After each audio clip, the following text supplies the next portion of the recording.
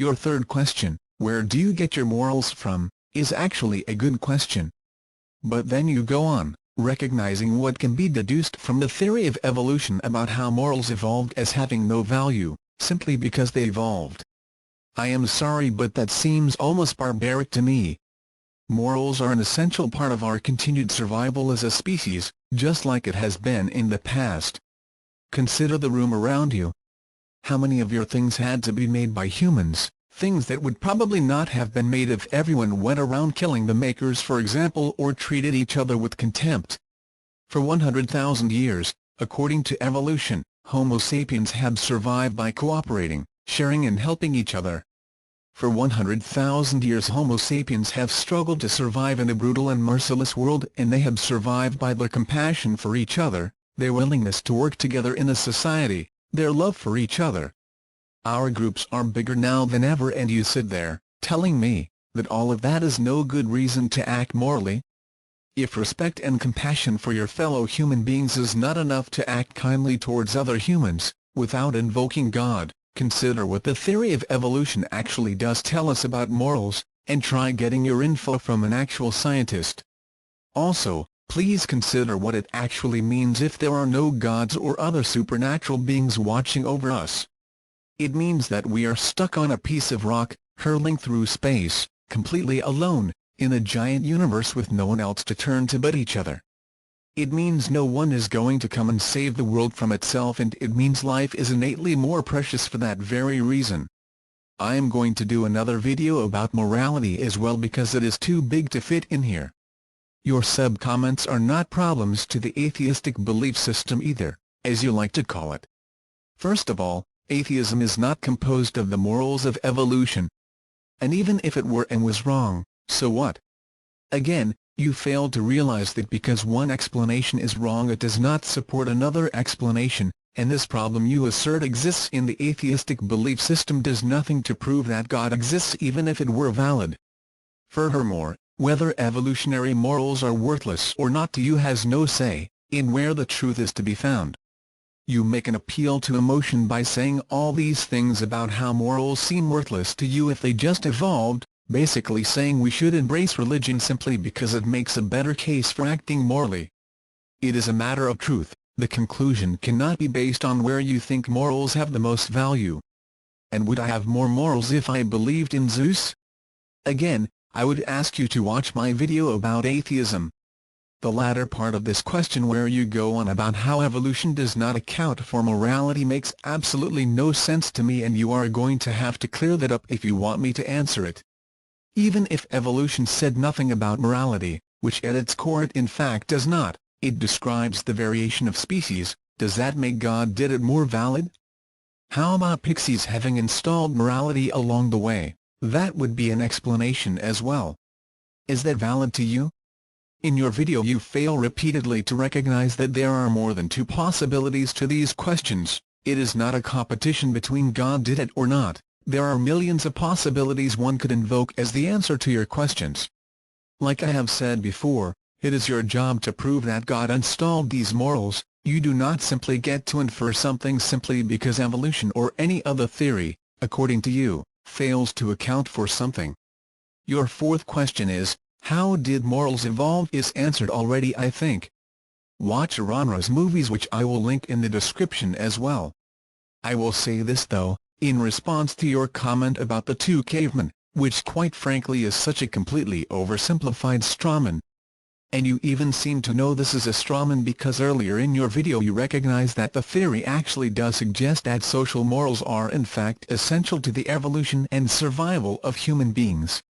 Do you really think the theory of evolution suggests that the evolution of something as complex as the morality of humanity is determined by what two cavemen might have been thinking? Again, you do not see the big picture. How many girls do you think is going to fall in love with you and want to have your babies if you randomly killed your opposition?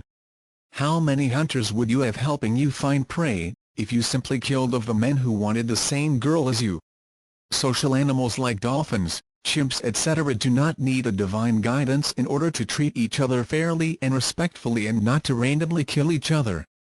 Instead they compete for attention in non-violent ways. You seem to have had ingrained in you that evolution somehow suggests that only those individuals most willing to kill each other survives, which is quite frankly just simplistic and ignorant. What you fail to realize is that in social animals, by helping your brothers, sisters, community procreate, you are also helping the passing of your own genes as well, though indirectly. There are lots of ways the evolution of humans could have turned out, and if the suggestion you make had been the way humans best survived, we would in fact all be killing the opposition to get to the girls, like you suggest. Clearly it is not the way things are, and therefore, not relevant. Discussing what could have happened and using that as an argument against what actually did happen, is absolutely and completely meaningless. I could also discuss how a different sperm cell could have combined with an egg to make another human than you, but it would be completely meaningless to use this as an argument for why you do not exist. Your fifth question is, can evolution create complex organisms when there were none before? The answer to that is quite simply yes. And again, evolution is not atheism. I will link some CDK007 videos for explanations of how these complicated organisms arise. You should however recognize that complexity no more argues for the existence of God than it does for the existence of a million different other entities. It is your job to link the complexity to God and then your God specifically. Where else does evolution happen in the universe, you ask? I do not know. It might not. And it might. It is not relevant to what science says happened on Earth. What happens in my house can obviously happen in my house, but it can also happen in someone else's house. That does not mean it has to happen though. Whether it happened in my neighbor's house or not does not have any relevance to whether or not the event actually took place in my house. Your argument from design has been debunked so many times it actually amazes me that you are still capable of making it as though it somehow proves something. I want to be as kind to you as possible, and so I have tried making this as neutral as I could. But it is quite hard. Your entire video is a giant misunderstanding of atheism and should really be titled, 5 Questions for Scientists and Moral Philosophers. The first question you pose is a misunderstanding of science. Your next question relies completely on the viewer's inability to answer this question to your satisfaction, and so it comes down to arguments from ignorance.